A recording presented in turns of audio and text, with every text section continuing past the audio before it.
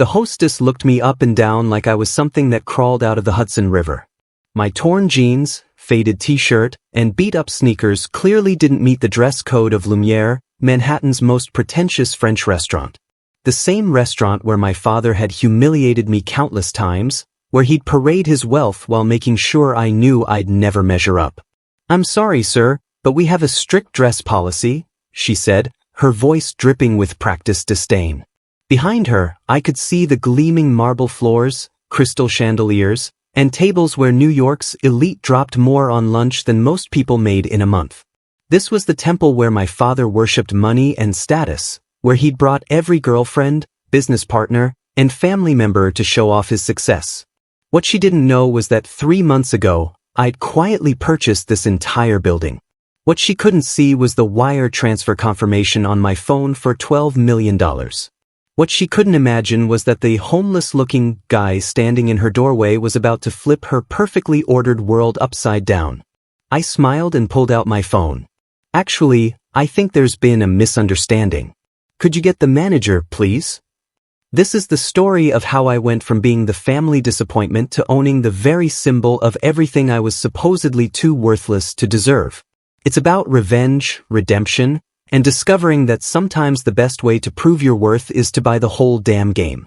But to understand how I got here, standing in those torn clothes with the power to change everything, you need to know about the man who spent 32 years convincing me I was nothing. You need to know about my father. My father, Richard Blackwood, built his empire the American way, ruthlessly and without apology. He started with a single dry cleaning shop in Queens and turned it into Blackwood Holdings, a real estate conglomerate worth over $200 million. To him, money wasn't just success, it was the only measure of human worth. And by his standards, I was bankruptcy incarnate. Our family dinners weren't meals, they were performance reviews. Every Sunday at our Westchester estate, he'd hold court at the head of a mahogany table that cost more than most people's cars. My mother, Patricia, would sit silently, perfectly manicured hands folded, having learned years ago that speaking up only made things worse. My older brother Marcus, the golden child, would regale us with stories from his Wall Street conquests while I picked at my food and waited for the inevitable. "And what about you, Michael?" my father would ask, his tone suggesting he already knew the answer would disappoint him. "Still playing around with those computers?" I was building apps, creating software that would later revolutionize inventory management for retail chains. But to him, anything that didn't involve marble lobbies and rental agreements was child's play. The worst humiliation came during my high school graduation party. While Marcus was being celebrated for his acceptance to Wharton, my father announced to our entire extended family that I was taking a gap year to figure things out. Code for, my youngest son is a failure. What he didn't mention was that I'd been accepted to MIT with a full scholarship for computer science. He'd hidden the acceptance letter because, in his words, engineering is for employees, not employers. That night, as aunts and uncles offered me sympathetic looks and empty encouragements about finding my path, I made a promise to myself. One day, I'd make him eat every condescending word. The breaking point came when I turned 25. Despite having launched 3 successful apps, my father refused to acknowledge my achievements.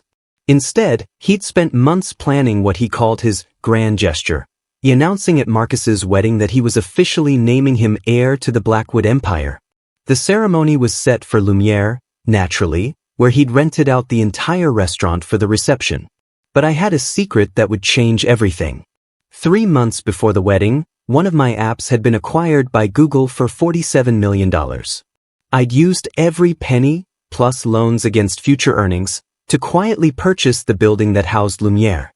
My father's grand gesture would take place in a venue I now owned. The beautiful irony wasn't lost on me.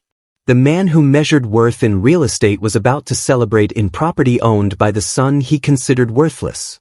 Tell me in the comments where you're watching this from. I want to know how far this story of family drama and sweet revenge is traveling around the world. Marcus's wedding day arrived with all the pomp my father could buy. The ceremony at St.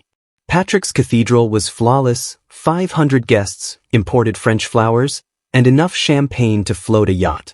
But the real show was scheduled for the reception at Lumiere, where my father planned to make his announcement about the family legacy.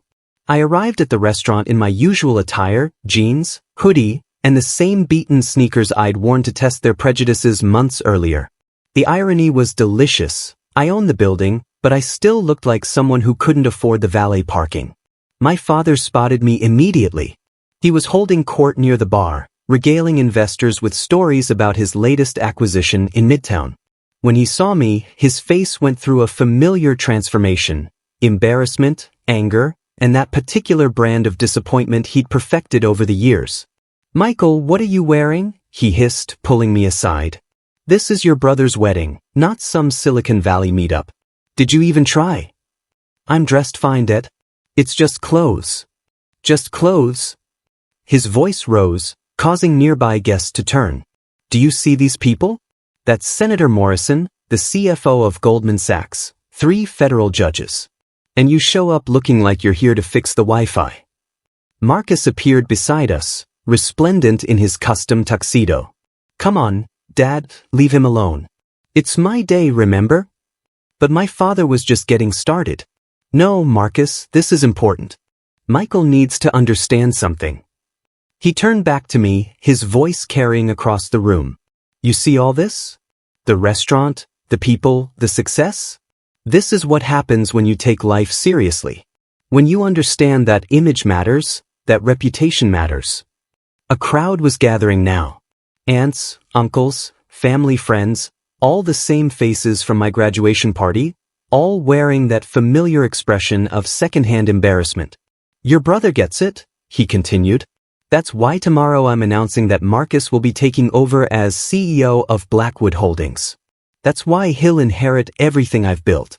Because he understands what you've never learned. That in America, how you present yourself is how the world sees you." The room had gone quiet except for the soft jazz playing in the background. I could see my mother's face, pale and apologetic. I could see Marcus trying to signal my father to stop. I could see the servers pretending not to watch while they polished already spotless glasses. This was it. This was the moment I'd been planning for. My father had just publicly humiliated me for the last time in the very building I now owned. The irony was so perfect it almost seemed scripted. I pulled out my phone, the same phone the hostess had seen me use months ago when I'd first walked into this place dressed exactly as I was now. "That's interesting, Dad," I said, my voice calm despite my racing heart. "Tell me, what do you think about the people who own places like this? Are they successful enough for your standards?" He looked confused. "What are you talking about?" "The owner of this building. Do you respect them?" "Of course.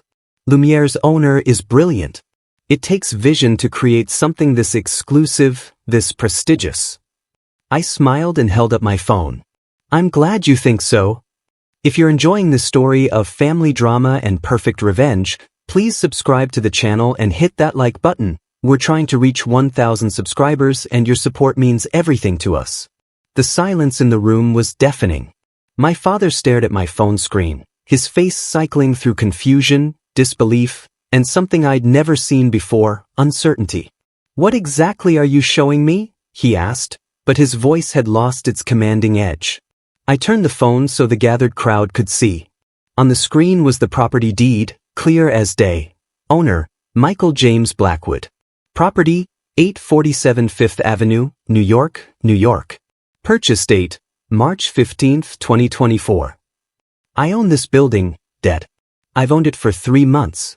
Every dollar you're spending tonight, every champagne toast, every moment of your precious grand gesture, it's all happening in my property." The crowd erupted in whispers. I watched my father's face crumble as the math clicked into place. His son, the failure, the disappointment in torn jeans, owned the crown jewel restaurant where he'd chosen to celebrate his other son's success. "That's impossible," he stammered. "You don't have that kind of money. You play with apps, you live in that studio apartment in Brooklyn. Google bought my inventory management software for $47 million, Dad. While you were telling everyone I was wasting my time with computers, I was building something that revolutionized how Fortune 500 companies track their assets. While you were embarrassed by my clothes, I was closing the biggest tech acquisition of the quarter. Marcus stepped forward, his face pale. Michael, is this real? I nodded and pulled up another document on my phone, the Google acquisition contract, signed and executed. Every penny went into buying this place. You want to know why? Because I was tired of being humiliated in restaurants I supposedly wasn't good enough for. So I decided to own one instead. My father's mouth opened and closed like a fish out of water. Around us, the cream of New York society watched the great Richard Blackwood get schooled by the son he'd spent decades dismissing. You want to talk about image, Dad? About success? About understanding how America works? I gestured around the opulent room. I'm 28 years old and I own prime Manhattan real estate. I built a company from nothing and sold it for more money than most people see in a lifetime. And I did it all while you were convinced I was worthless. The humiliation on his face was complete. This was his world, his crowd, his carefully constructed kingdom of status and wealth. And in the middle of his moment of triumph, his failure son had revealed that he owned the castle. The best part, I continued, my voice growing stronger. Every time you brought a client here, every time you used this place to show off your success, every time you told people this was the kind of establishment that separated the winners from the losers, you were actually celebrating in your disappointment son's property. I started walking toward the exit, but turned back one final time. Oh, and Dad? Tomorrow's announcement about Marcus inheriting everything? You might want to rethink that. Because your youngest son just proved he doesn't need your empire. He can build his own. The door closed behind me with a soft click, leaving behind the chaos of whispers, the sound of my father's world shifting on its axis, and the sweet taste of 30 years of revenge finally served. The aftermath was immediate and explosive. By the time I reached my car, my phone was buzzing with calls and texts.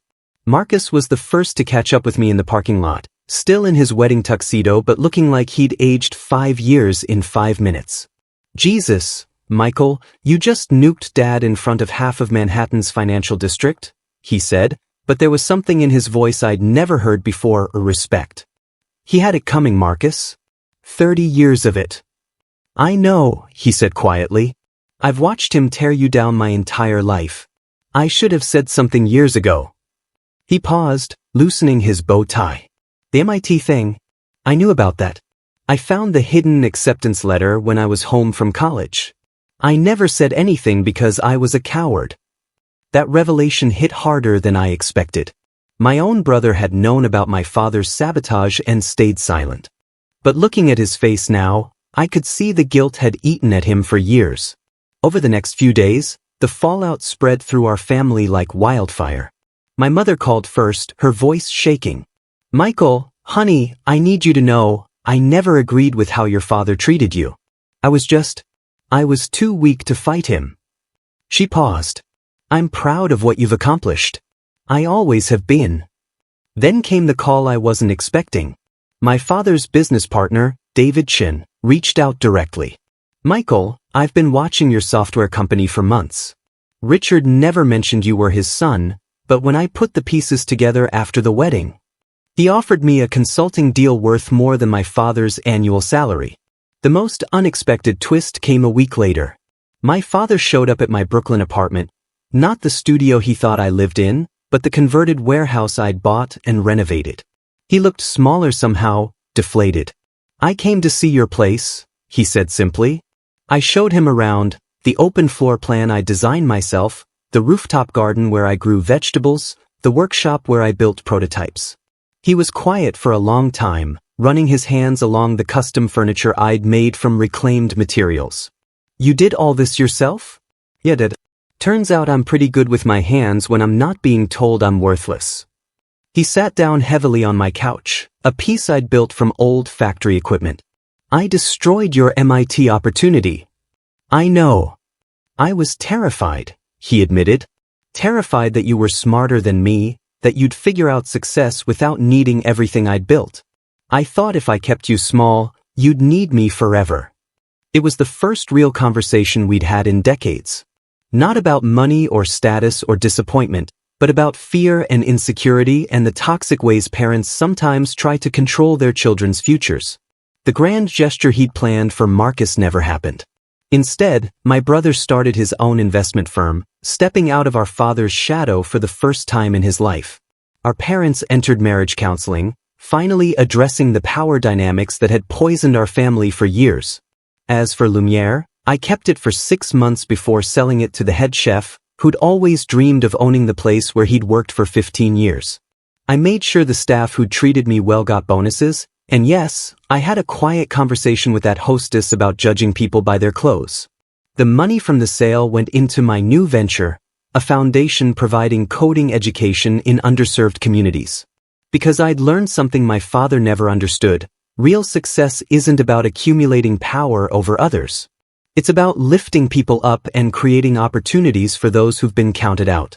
My relationship with my father slowly began to heal. We started having monthly lunches, not at expensive restaurants, but at a small diner in Queens near his original dry cleaning shop. He told me stories about his childhood, about being poor and afraid, about building his empire because he never wanted to feel powerless again. I began to understand the scared kid underneath all that bluster and cruelty. We'll never be close the way some fathers and sons are. Too much damage was done, too many years of humiliation can't be erased. But we found something better than the toxic dynamic we'd had before. We found respect. 3 years have passed since that night at Lumiere, and I'm writing this from my new office in downtown Brooklyn. Through my window, I can see the community center where kids from the neighborhood come every day to learn coding through my foundation. Yesterday, a 15-year-old girl named Sophia showed me an app she'd built to help her grandmother manage her diabetes medication. Next month, Google is flying her out to California for their youth developer program. That's what real success looks like to me now. My father and I had lunch last week at Tony's Diner, the same place where he used to count quarters as a kid, wondering if he'd have enough for a sandwich. He told me about a new mentorship program he's starting for young entrepreneurs, kids who remind him of himself, but also of me. He's learning to build people up instead of tearing them down. I wasted so many years being afraid you'd surpass me, he said, stirring sugar into his coffee with hands that shake slightly now. I should have been proud that you might. Marcus runs his investment firm with a philosophy completely different from our father's old-school approach. He focuses on funding diverse startups, especially ones led by people who've been overlooked by traditional investors. Last month, he funded a company started by a formerly homeless veteran who developed an app for job placement. Our family is finally using our privileges to lift others up instead of keeping them out. The lesson I've learned isn't about revenge, though that night at Lumiere certainly felt sweet. It's about refusing to let other people's limitations become your ceiling. My father tried to convince me I was small because he was afraid of his own smallness.